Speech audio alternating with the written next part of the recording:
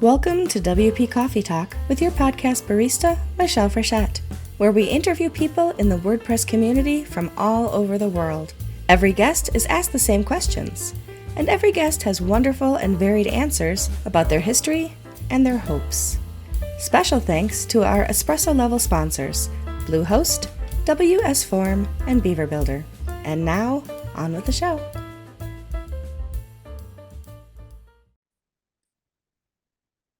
Welcome to WP Coffee Talk. I'm Michelle Frechette, your podcast barista serving up the WordPress stories from around the world. And today my guest is Andrew Hewitt, who is the founder and CEO.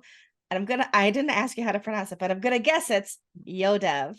Oh, you guessed right. All right. I mean, it's kind of hard to mess it up, but still, I should have asked in advance. How are you today, Andrew? It's good to have you here.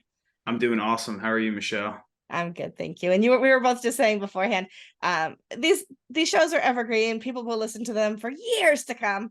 I wish. But even so, it's dark out. It's 5 o'clock and it's dark out because we are both on the East Coast of the United States, and it's 5 o'clock and it's December almost. And yeah, so there you go. So it's one of those things. No more sunlight.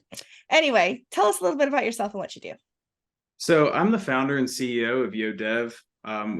We basically have a long story that I'm not going to get into right now, but we found our niche helping small to mid-sized businesses with their web properties, specifically websites, lots of WordPress websites, and then into software consulting and web applications. We really focus in on helping to develop solid SOPs, DevOps processes to really mitigate disasters that could happen while you're pushing big releases, while also having an agile dev team that partners and integrates right into the company's marketing department.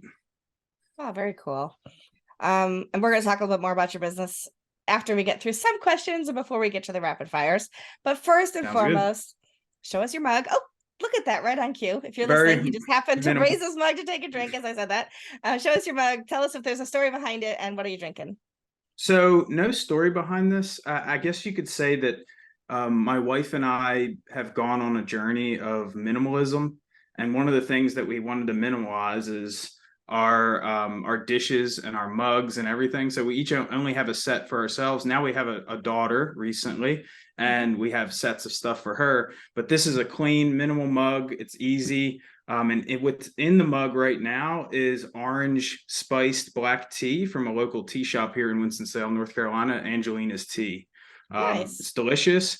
And yeah, it's just no thought behind it at all. Just simple, clean mug. And that's how we do it. So I will tell you that if you don't want a mug collection, don't start a podcast with the word coffee in it, because I get gifted mugs all the time and I'm not complaining, but I have a very large collection of mugs and I will show you mine today. So mine is, oops. You'd think after years of pandemic, I would learn how the camera works. Anyway, mine is similar to the Love. I think that's what, Philadelphia, that has that in it. That's Philly, yeah.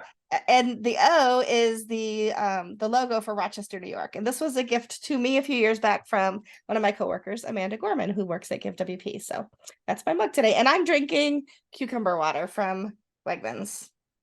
Awesome. That's great. And I like the Philly inspiration. I'm originally from South Jersey, so Philly's right across the bridge there. Right over Eagles. There. Do you ever run the Rocky Steps in Philadelphia? I have. They are taller than it looks it looks big in the movie, but it really is. It's very tall. It's fun. It's something you have to do if you're there. It's a very fun time. I drove by. That's about the extent of what I'm planning to do. Anyway, tell us about how you get started in WordPress. So I got started in WordPress sort of, I guess you could say it was like kind of a survival mechanism, to be honest. I was working in sales for a fast growing startup cement company, doing very well. I hit a roadblock. And during that time, I was very passionate about the company. And I was learning hey, their website sucks. And there's all these things that we could be doing. So I was teaching myself WordPress, digital marketing, all this stuff with the hopes of moving up in that company. And I got roadblocked. I had an opportunity to partner with a contractor that was one of my biggest customers at the time. And he wanted me not only for my cement knowledge, but also because I had this digital marketing and self-taught attitude. Long story short, he wasn't as good as I thought, and he couldn't pay me, and I really needed to make some cash. And but over the course of, like, it was really over a course of a year of self training and teachings and self projects and boot camps and everything, that I just, one day when I quit that business partner and I said, I can't just keep working and was not closing jobs and getting paid. I saw a little knife sharpener out in a local strip mall, and I walked up to him and I was like, "Hey, how you doing?" And I asked him, "Hey, do you have a website? I'd love to check it out." And he said, "No, I don't have a website." And I was like, "Oh, well, do you want one?" And he's like, "Yeah, I need one." And he's like, I was like, "I can do it for you." And he said, "Well, how much?" And I was like, $700. And deal, handshake deal right there. Stood up our first website. It was just me. And then through the course of just figuring out how things go, it led me to WordPress because of the ability to give your clients the ability to update content, and then just the open source factor of it, so you're not tied down to a third party, and the scalability factor behind that as well. And just years of grinding, 7 years later now, I own this web development company and software consulting company. We have 14 plus team members and 63 plus clients, and majority of them are WordPress. But that's how I got into it. It was really just like I need to make some money to pay the bills sort of thing, because I quit my full-time safety net job to partner with somebody. That business failed, and then I had to start making some money, and I just hit the ground running right there. That's awesome. I love stories that are just like, hey, I found a thing. I found out I was pretty good at it, and I actually kind of love it. So that's my career now. And I love that. That's Yep, kind of how it worked for me that's too. exactly how it happened. Yeah. Yep. Very cool. Well, when you look at websites across the web, what are some things that you think that we as developers, designers, web builders don't focus enough attention on that would make those sites better for the end user? So one of the things that I see all the time is a client recently undergoes a website redesign by, maybe a smaller agency or an independent designer who's a design focused individual, and they overlook the SEO factor. Mm. And what happens is they roll out this awesome, beautiful website that doesn't match the existing sitemap that Google's indexing. They don't think about things like technical SEO, page speed optimization, core web vitals, and they're bloating it up with awesome, beautiful images and elements. And then before you know it, if it was a well-known company that has great authority online and it has lots of organic traffic, it over time, just by pushing out that new website, it tanks. And I see that time and time again when clients like come to us to like, because like when they're ready, like, hey, we need someone who's a little more tech focused, a little more DevOps and processy focused. They usually have like some kind of like private acquisition offer on the table, and they're looking to like up their software. And then we uncover these things, and like I can see it when I run the reports. So I'm like, you had a big drop in traffic right here at this time of the year. Did you happen to have a website redesign at this time? And almost 9 times out of 10, they're like, yeah, that's about when we rolled out the new website. And I'm like, well, you were doing like 4,000 organic traffic before that. Now you're only doing like 800. That's such a big drop. And it's Huge. typically because of that stuff. So I Yeah. would say that if you're designing websites and you're a design focused person or agency, make sure that like before you even get into that like sitemap phase, that you just analyze how the site's doing right now. That's the big thing, and retain that traffic at all costs. If they have a lot of traffic, retain it, and it makes your job easier, because like, hey, just reface the map that they have currently, and it's a Yeah. lot easier. Makes a lot of sense. Absolutely. Well, as you look back over your WordPress journey, is there something that you wish you had known earlier that would have made life a whole lot easier had you started using it or learning it or whatever sooner in your path? I would say CI/CD tools. So continuous integration, continuous deployment tools. When I was first starting out and I was a one-man shop, I used to like do it like really bad. Like, just straight up like do the site, write on production, SSH in, SFTP in, and just, copy the files up there. But as I progressed and I matured, into this role and more of a professional in the industry, I started to adopt DevOps best practices and found that just, pushing your site, your code changes to GitHub and opening a pull request and then checking everything, making sure it's good, and then merging it and deploying it to a staging environment for the client to test. And then if it's approved, you just push a button and it goes live. Way less, not stress. I don't have to be up at like 3 a.m. if like something got broken, and then I'm like, oh crap, I forget how to do Linux commands and stuff. Like how to like get up into my Google Cloud server. That was Yeah. just something that, like, yeah, I wish if I knew that ahead of time, I would have started from a DevOps kind of Mhm. processy sort of base instead of just brute forcing in and just like going for it. But it was a Mhm. good learning experience. That's pretty cool. Now I know you and I talk. Usually my next question is an experience at a WordPress event.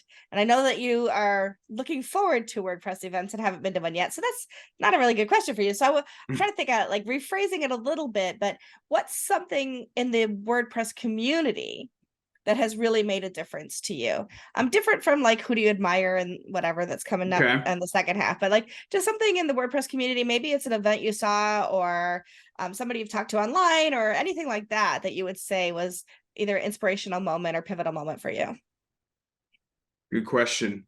I would say like a pivotal moment for me was I was I was like I heard this term headless, like Mm-hmm. headless CMS, and then I stumbled upon, I forget, it was a series of content of the founder of WP GraphQL. It's a plugin that extends WordPress and allows the block editor to be accessed via GraphQL API, so that you could actually use your WordPress CMS as a headless CMS more effectively to build static sites using like React.js or Gatsby.js or frameworks like that, like more lightning fast, agile frameworks for scalability. And that really changed the game for me. And when I stumbled upon that, it was very inspiring. And I leaned into it hard, and me and my team we did tons of research and proof of concepts. And now we are actually working on headless applications that utilize WordPress, Shopify, and other platforms as well, but WordPress in particular, because of that one discovery that was just like on one of those days where you're just absorbing content and you just like come across things, and then like the like headless CMS, headless WordPress started popping up, and I was like, oh, what's this? And that just sparked it. And then I found that the folks over at WP GraphQL, it's a plugin, and it was just awesome. And like that like really opened up my mind, and then it allowed me to see that there's other things out there. Like you're not just tied to using WordPress as a full solution. You can use WordPress as a, like, you could literally lock WordPress down behind an internal server and then have a static site that's built using a web application infrastructure that pulls data from WordPress in a secure environment. And that was just mind blowing to me that you could do something like that. So that was awesome. And we're doing that today, which is pretty cool. That is cool. Is it bad that I just really wish that headless had started in Sleepy Hollow, New York? Like that would have been like the perfection, right? Like, come on. Yeah, that would have been perfect. That would too great. That would have been Because it always awesome. makes me think about Ichabod Crane and the Legend of Sleepy Hollow. But anyway.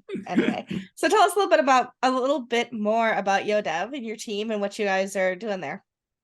Awesome. Well, yeah, YoDev is at a very exciting time right now. So, we're at the point where we really found who our target like clientele is, the types of clients that we enjoy working with, that are the best, that really work best for us. And I have an awesome team now in place that has replaced me in many avenues of the business, and we're able to deliver projects efficiently. We're able to respond quickly because like we're all developers and engineers basically. So even from our project managers, even to my executive assistant, like she's taking a boot camp right now because she's interested in tech and development. we're all thinking of solutions constantly to streamline our internal processes. And I think that's really a competitive edge that we have right now. And it's fun because it's like, we can integrate all the work tools that we use, like Slack and Jira and Confluence. Like we can integrate all these through APIs and our own infrastructure to help serve our clients in a more effective way. So we're doing all that internally, and we're able to deliver a high volume of projects quickly. So that freed me up now to focus on my sales and marketing pipeline. So consistently for the past 6 months, we've been onboarding 4 to 5 new clients that fit our target area, type of client that we want to work with. And that's just been really exciting. And with that comes a lot of different challenges now, because we hit capacity limits, and okay, now we got to either hire more people or figure out where the bottlenecks are. So we're really in an awesome point right now where we're growing fairly quickly. And it's just really exciting and fun. And we love everything that we're doing. And we're seeing the impact that we're having on our clients. They're all growing fairly quickly. Most of our clients are either under private acquisition or pursuing private acquisition. So that's an exciting time for us, because when those investors come in, one of the big things that they check on for due diligence is, how's your software? How's your websites? How's your tracking of all your lead acquisitions? And all that stuff is then the clients come to us, and then we have the capabilities to put together a sophisticated infrastructure that's well documented, that can mitigate disaster, and that can track and attribute leads all the way through your pipeline to the closed sale, to even following up and retaining your customers. So it's really a fun time, and that's what we're doing. We're basically an agile engineering development team for fast growth companies that have smaller marketing departments that aren't ready to just go to a big agency to do everything. Or in some cases, they don't prefer a big agency. They like to have specialized companies like us as a dev shop and a paid media partner. And then we all collaborate as a team. And those are the best environments that I've found to work in. And we're getting a lot of good results from it. That's awesome. I love that. How big is your team? So right now I have what I call our core team. It's a team of 6. That does include me. I'm still a CEO. I am a CEO, and I'm doing CEO level tasks, but my primary role in the company right now is client success. So onboarding new clients, ensuring that they're having a good time, and then when the project's delivered, follow up. So that's 6 of us there. But then in our extended team, we have specialized talent and contractors, all US based, that are, it's about anywhere from, you can get senior WordPress developers to React developers to IT and DevOps consultants. And we have about 12 of them on our roster right now. So in total, we're at about 18. That's awesome. Yeah. All 6 of remote? them, like I said, is the core. We're remote. The ones that are in Winston, we have a hybrid model. So we work at a Flywheel co-working down in downtown Winston-Salem. So we meet a day or two, depending on how we're feeling, to just kind of get together, have lunch, work together, and just kind of vibe off of each other. We usually plan brainstorming sessions and fun things to work on when we get together, and it's a really good time. That's awesome. I love that. Well, let me move into our rapid fire questions. Okay. I love everybody's answers to these. You don't have to speed through the answers. I don't know why I called them rapid fire. It just felt like the right thing to do. Okay, here we go. So what are 2 or 3 must-have plugins that you would recommend to somebody building their own website? If you're doing your own website, Elementor Page Builder and Yoast SEO. Very good. And at any point in your WordPress journey, your business building journey, have you had a mentor, whether it was official mentor or unofficial? Maybe somebody that kind of took you under their wing or whatever. Can you tell us who it was and how that was? So early on in my business's journey, I decided to take side contracts to just be a developer, independent. And I ended up scoring a contract with a really big marketing agency in Greensboro, North Carolina, by the name of Pace Communications. And there were some awesome developers there. And there's one in particular, his name's Nathan Long.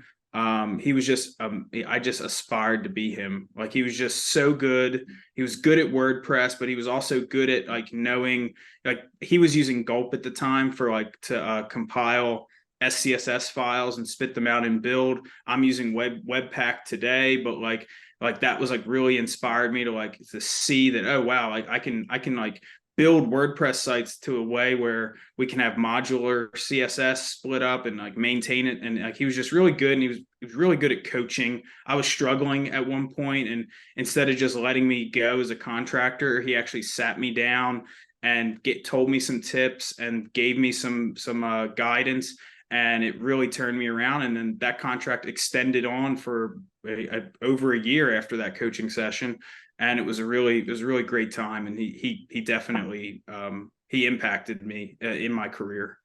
That's awesome. It's nice to have people that really can't believe in you and help you succeed as well, which I think that's pretty awesome. Well, shout Yeah, out to it was him awesome. for Shout out sure. Nathan. Shout out to Nathan. Who in the WordPress community do you admire and why? I would say so. It's not who, but I guess who is a team there. Hmm. I've always looked up to the ACF team and the plugins that they always sort of pushed out, specifically ACF in general, and they got acquired by WP Engine, but ACF and all the things that they push out and their documentation and the content and everything about it has always, I just looked up to that. And I really enjoy the ability to extend WordPress to have custom fields in an easier way than the native way that WordPress handles custom fields. And I don't have a particular person that I look up to, but that them as a team, I think they do great work. And WP Engine thought so too, and scooped them up. And I think it's I aspire to I have a dev team like that, of that caliber. That's awesome. I just learned how to use ACF myself this year. It was a little more complicated than anything I'd needed in the past, or at least thought I needed. And I now have it on WPSpeakers.com, and it's an amazing product. So yeah, shout out for sure to the ACF Yeah. team. Absolutely. And I have quite a few friends over at WP Engine, so they did the right thing. They got a No, good yeah, product. definitely. What's something that you'd still like to learn in WordPress that you haven't tackled yet? I would say that the thing that I would really like to learn is so my company grew, like I was just getting into the Gutenberg editor, and then my company started growing really fast, and then I had to start delegating things in order to keep up with the growth.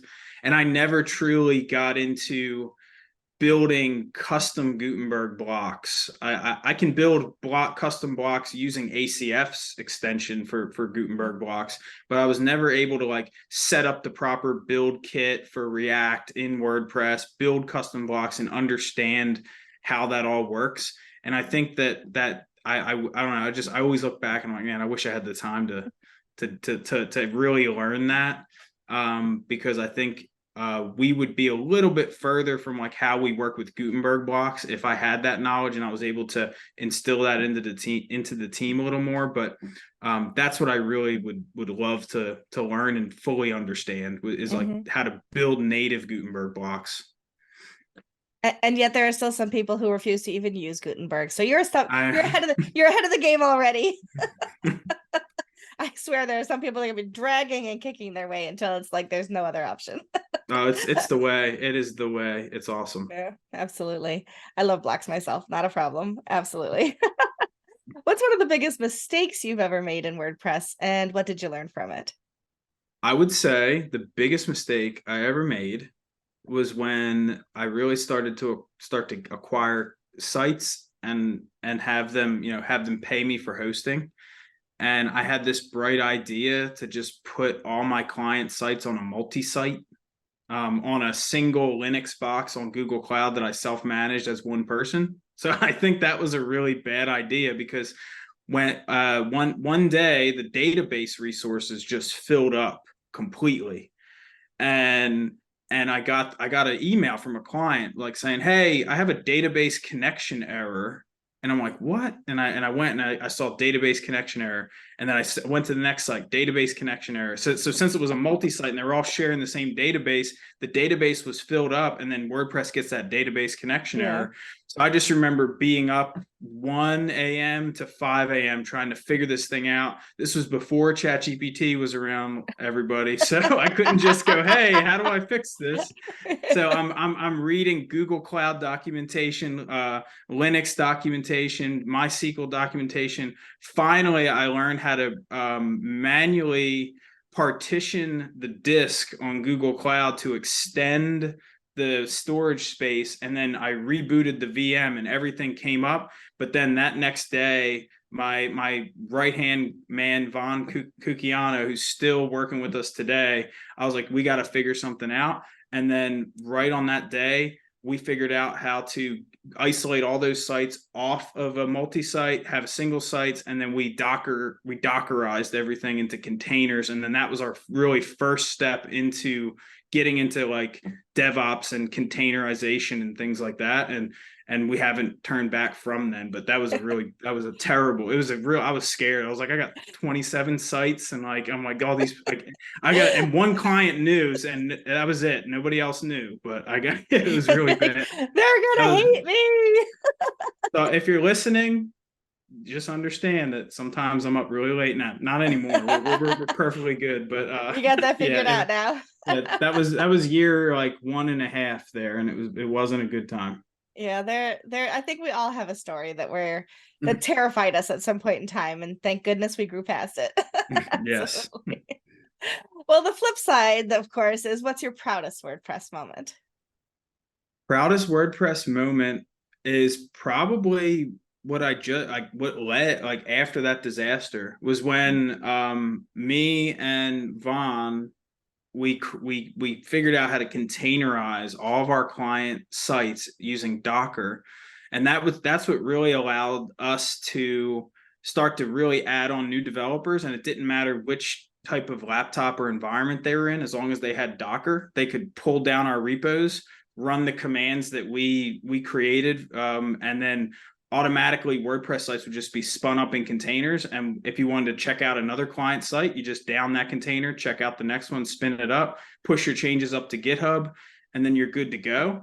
And I really think that like figuring out how to containerize WordPress in that manner really was like, it was like, I just remember we just felt so good. We were like, wow, we feel secure, we feel great, we feel scalable, and it feels maintainable now because we were able to house this technology and this workflow that we created in one single solitary GitHub repo that like if we ever need to push updates to, it automatically opens up PRs for all of our clients that use that technology. And having that is just, it's awesome. And I think that's definitely my proudest moment. I know it's Vaughn's proudest moment, and YoDev as a whole. Like I think some of the new team members probably don't appreciate the workflow that we have as much as me and Vaughn do, but that is a proud moment, like containerizing WordPress and making it more scalable and maintainable. I love that. Especially when you can when your proudest moment reflects off of your biggest mistake. That's pretty awesome. It's like two ends of the same spectrum, right? And that's pretty awesome. Yeah. Well, congratulations on working through it and turning it into something awesome. Thank you. If you weren't working in web tech, what's another career that you might like to attempt? So I already did sales. I enjoy sales, so I'm not going to say sales. If I had to attempt another career, it would definitely be something with music. So okay. I see you have guitars back there. I have guitars back there. Yep. I used to, back in the day, I played saxophone all through school.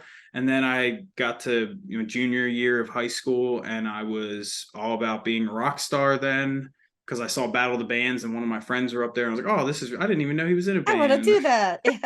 And then I just started a band with a bunch of friends. And before I knew it, I was doing that like from 17 on to 2021. We were touring around and, all around Philly, South Jersey, Delaware. And we just couldn't get the band right. That's the big thing when you're trying to be in the band. In the band, yeah. I think now I would probably pursue like something like an instructor of some kind. I pursued guitar tutorial videos on YouTube, and a couple of them hit with a couple thousand views. But back then, I didn't really care that much about content and that sort of thing. So like I Mm-hmm. never did it consistently. So that's probably something I would do when I probably will do when I have the free time to Mm-hmm. pursue that. So my next question though is I see that those guitars are hanging behind a door. Is there a door stop so that you don't just open that door too wide There and is, smack into them? Okay, good. there Just is. I could just see like a kid Oh coming through yeah, like bing all the bang. yeah, Yep, exactly. All there's a right, I feel much doorstop better there. now. That's a good thing. That's a good thing. um, what's something on your bucket list? Bucket list is to go to New Zealand. I want to walk through Hobbiton. Oh, I very want cool. to, yeah. Lord of the Rings. I'm a big Lord of the Rings fan, and something that my wife and I really want to do. Before we enter into the next realm of of life and our afterlife, is definitely to see New Zealand because it's beautiful, and then also go through that Hobbiton, Lord of the Rings tour, and maybe go see Yeah, the Weta workshop where all the modeling and the costumes and all that stuff was built. yeah, very cool. Yeah. Um, don't be disappointed in me, but I have not watched the movies, but I've seen It's okay. clips. I've seen clips. It's a lot of time to invest in those movies. You have to invest a lot of time. You sure do. Show us or tell us about a hidden talent that you have that people might not be aware of. Hidden talent that I have. Um, I can do I think I can still do this. Did you know people that do that? Yeah, but I didn't It's like hear a, anything. oh, you can't hear it. Oh, No, no, you can't hear it. it doesn't come Uh, through. It's I'm like a t- bird call. I'll take your word for it. I'll take your word It's for a it. it's a bird call. Yeah, that's all I can do. That's all. That's my only hidden talent. All my other talents are very. I'm open about my talents. So. There you go. I thought you were gonna like make a fart noise with your hands, and I was No, gonna be like, yeah, no, it's a I'm bird sorry, call. a bird call is much better. I was like, It's a bird oh call. man, what's he about to do? Yeah, you have to put a disclaimer on for your next guest. There you go, for sure. Oh my goodness, that's great. Well, how do people find you online? Where do they? How can they get in touch with you if they have questions? So you can get in touch with me on LinkedIn. If you search Andrew Hewitt, you'll probably find me. If you search Andrew Hewitt web developer, I know you'll find me. You could also just search YOHDEV YoDev on Google. We'll come up everywhere. And I do have a YouTube channel, and that's YoDev as well. And I go over a lot of ChatGPT content recently, but web development stuff. My business coach is urging me to start talking more about processes and how I'm doing things. So if you're interested in the DevOps processes and how I'm running a web development shop, things like that, that sort of content will be coming out shortly. So YouTube and LinkedIn is really the best place to find me. Awesome. And we'll have those links and a link to your website and everything in the show notes. So if you're listening and you didn't have an opportunity to write that down, just go to WPCoffeeTalk.com, look for Andrew's episode, and that plus the transcript of today's episode will be in the show notes. So anything that I didn't ask you that you would wish that we'd talked about today? Not really. I am so good at my job. You are so good at it. I'm really excited to go to a word camp. I really want to go. Can you briefly, I mean, this might be an offline chat, but Virginia, is that the only area, or is there, or Washington DC, or are there other areas that word camps happen? So I'm word sort of new camps to getting into Word events, camps so happen everywhere. So there are a lot of regional ones in cities. Like I ran Word Camp Rochester this year, I was lead organizer, Word Camp cool. Buffalo. So those are the ones that I think they have had them in New York City in the past. This year I went to Phoenix for Word Camp Phoenix and Montclair, New Jersey. Also I went to Bangkok and I went to Oh wow. Okay, so yeah, they are they everywhere. are, yeah, they are literally all over the world. If you go to wordcamp.org and click the schedule there, you'll be able to see all of the WordCamps as they Cool. are approved and begun work on them. And there's already quite a few scheduled for next year. So I hope we run our paths cross. And I don't know Great. where WordCamp US is going to be next year. It hasn't been announced yet, so we'll have to wait and see.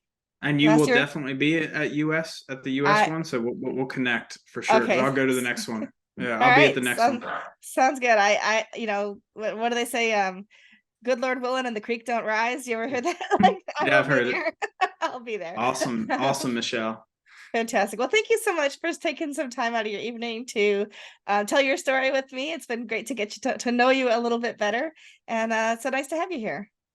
Thanks so much, Michelle. I appreciate you having me on the show. I had a great time. My pleasure. And for everybody else, we'll see you on the next episode of WP Coffee Talk. We hope you enjoyed this episode of WP Coffee Talk. Please share it with others who you know would enjoy hearing from the people who make the WordPress community the wonderful place that it is. If you are interested in joining us as a guest or a sponsor, please visit our site at WPCoffeeTalk.com.